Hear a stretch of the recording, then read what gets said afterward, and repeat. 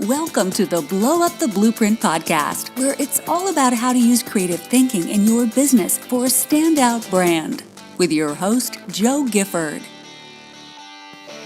Hi guys, it's Jo Gifford here. Welcome to episode 3 of the Blow Up the Blueprint podcast. And I'm talking today about finding space to play and the impact that it has on your ability to be productive, on your ability to think better, to have better cognitive processes, better habits, more clarity, and exactly what the 8 creative traits are, which are described in the amazing book, which I totally recommend you guys read, Too Fast to Think, How to Reclaim Your Creativity in a Hyper-Connected Work Culture. Now, this is published by Kogan Page.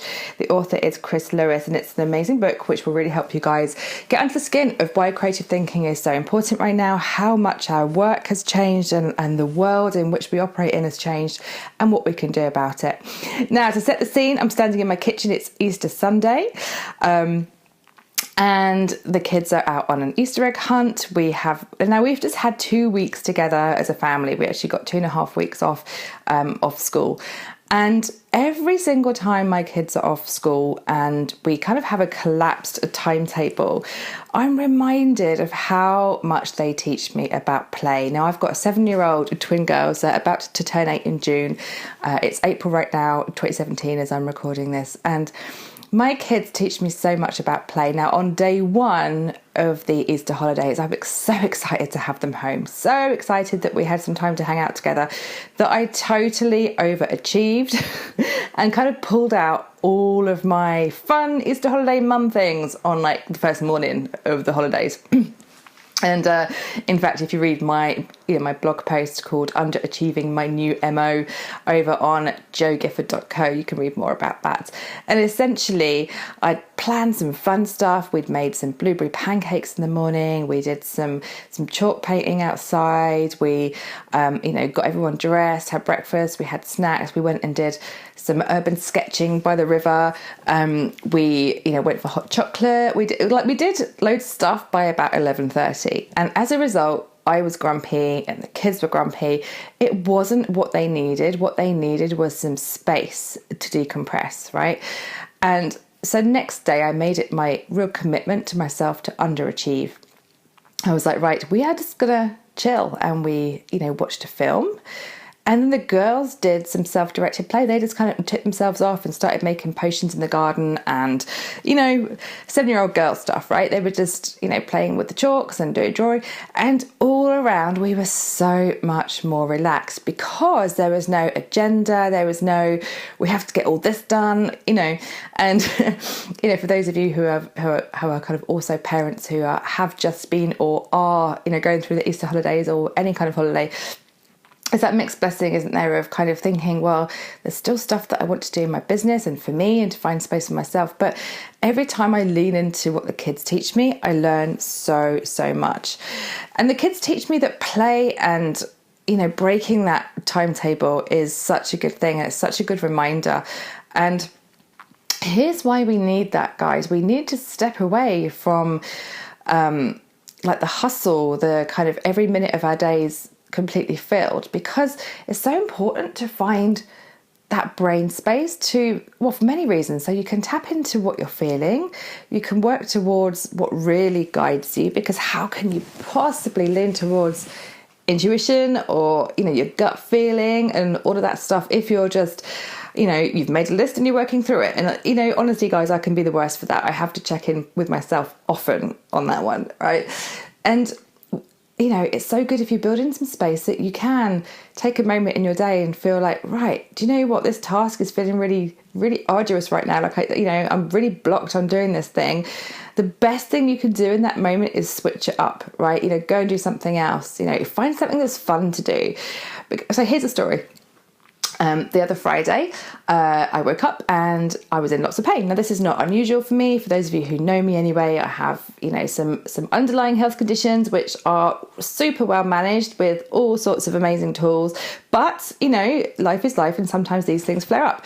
It doesn't bother me, right? I I've now designed my life and business that I can work around them and lean into what needs to happen. So I surrendered that morning, was like, cool, I give myself permission this morning to settle on the sofa, to drink some green juice, have some tea, have my hot water bottles, to, be relaxed and to meditate. And as soon as I'd taken my, list away from my mind of, well, this needs to be done this morning, and you have that email to send and these people to contact and you've got to check in with your team, all those things, I said, that's not happening this morning, you have permission to rest. Then I had the inspiration for a blog post that kind of came from nowhere, and it was actually that post which I referenced earlier called Underachieving, my new MO. And that it flew out from me and, connected with so many people who really responded to it. Now, if I'd have blocked that creative energy and done other tasks which I didn't feel in the space to do, that I knew I had to step back, I wouldn't have been able to express myself like that. Yes, of course, the other tasks have to be done at some point. The emails do need to be sent. The, bills need to be paid. The, boxes need to be ticked, right? But if you give yourself permission to collapse that timetable, like I mentioned earlier, to do it in a slightly different way. So here's the other thing that I did that day. Okay, so I'd given myself permission, I'd rested. As a result, my body was feeling better, my mind was feeling better. I still had some tasks to do, right? I still had some work to do. So rather than kind of get all Sergeant Major on myself and be like, well, you've been on the sofa today, Joe, you've been looking after yourself. Let's, sort of crack the whip and get on with things. And I got on my bicycle and packed my laptop in the bag, loaded up some good podcasts, and I took myself off on a bicycle tour. So, so my first step, was to meet my other half in town. We had a takeout coffee. We sat by the river. It was a beautiful hot day. We caught up with each other without the kids. It was cool.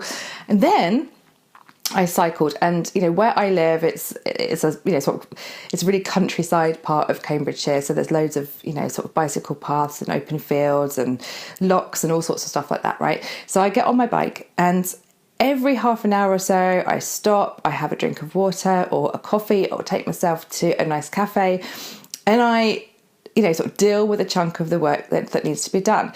And whilst I'm on my bike, I'm either listening to really interesting thoughts, to really interesting conversations from some of the greatest minds, or I'm just allowing my brain to be quiet and to let thoughts roam. And so I made about 3 or 4 different stops, right? And I chunked down every single task that I had to be done with more clarity, with a ton more information, with so much more inspiration behind it, because I was allowing the space in between each one. And of course, I managed to get in like a 10-mile bike ride as well, which is always good for the soul and for the body, right? So on that day, what started off as it's a curveball, it's not going my way, I don't feel great, turned into listening to what my body and my mind needed, turning it around, and then actually going on a really chilled out, bike tour and getting the stuff done. Now, I totally appreciate that not every day can be like that, right? Some days we still have, the mundane stuff to do. We have the things that have to get done, perhaps in a way that we, can't shake it up. I get that. But I wanted to just inspire you guys and to let you know that if you try things like that, if you try and find some freedom in the way that you do your tasks and that you undertake things in your work and in your life, right? So, for example, maybe there's a household chore that drives you crazy, right?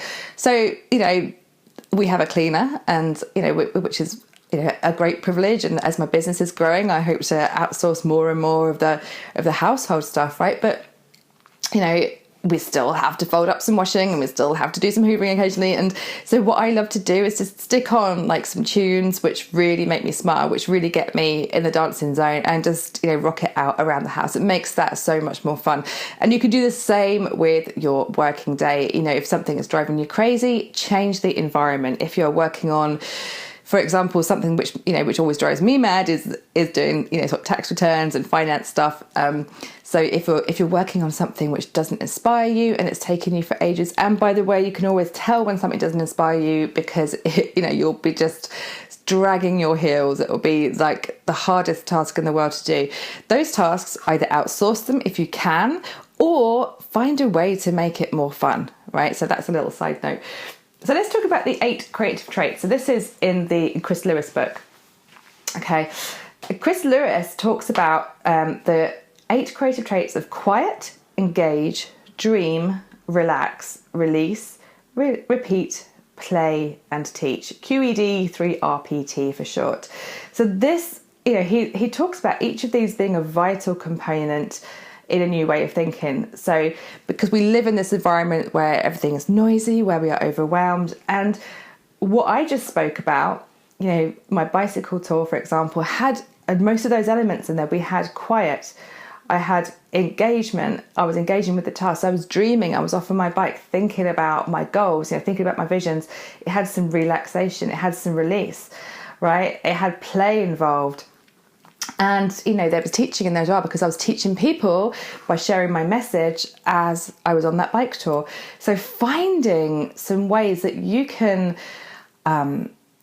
incorporate that into your working day and to your life. And this is the backbone really of what I call my brilliance ignition process, where, as I spoke about on episode 1 of this podcast, that, building a creative thinking habit, the backbone of that is to always be looking for something new to do every day.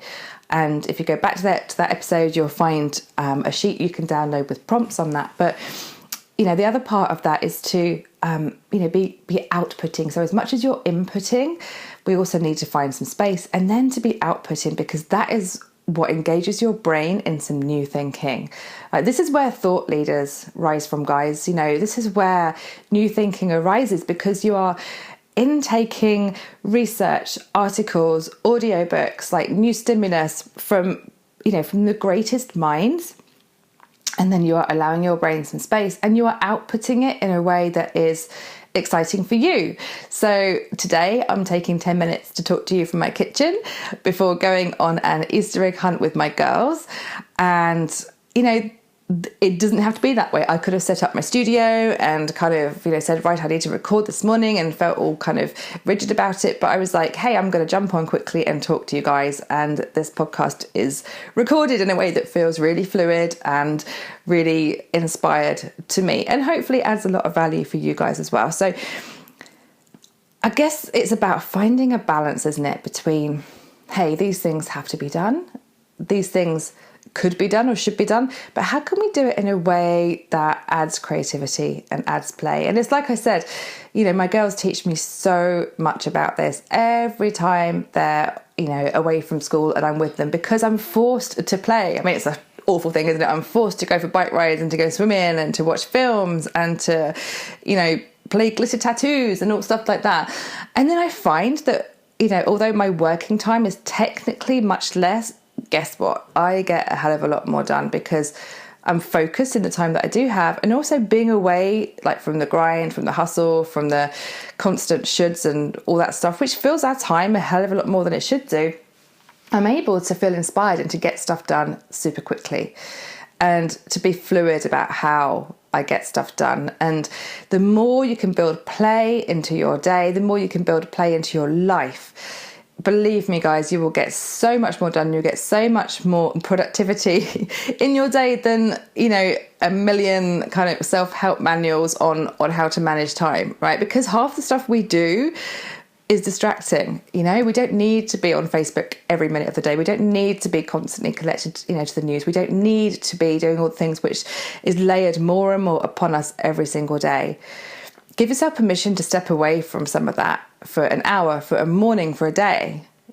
See how you feel. I've been away from the Facebook newsfeed now for 3 weeks, and, I might be behind on some gossip and on some friends and stuff like that, but actually I've been connecting with people in Messenger, in WhatsApp, on actual phone calls and in person. And it turns out that my life has not ended because I stepped away from a newsfeed for a while. So step away from stuff that is filling your day. Fill it with something else that's cool, or that excites you. Watch a different film. Stick on some music which makes you feel really excited. Go and find some inspiration from somewhere. And it could be as simple as just having a little, sort of 5 minutes look, sort of through Pinterest and trying out something new in your home or for you, or to bake or to go and do something as simple as that can kickstart you to feel excited about things. And when you feel excited is when inspiration strikes, and that is when you can do your greatest work. So I would love for you guys to share with me how you find play in your day, if you find play in your day, and any barriers that you have around it. So feel free to leave a comment. And also, if you are enjoying the podcast, I'd love to hear, if you to subscribe on iTunes and to leave me a review, and also share with your friends, because this is only the episode 3. We are getting up and running. I've got some amazing guests planned for you guys as well. And I'm always, love to hear from you. So you can email me, joe@joegifford.co, and let me know what you think and what you've been up to. All right. Until episode 4, see you later.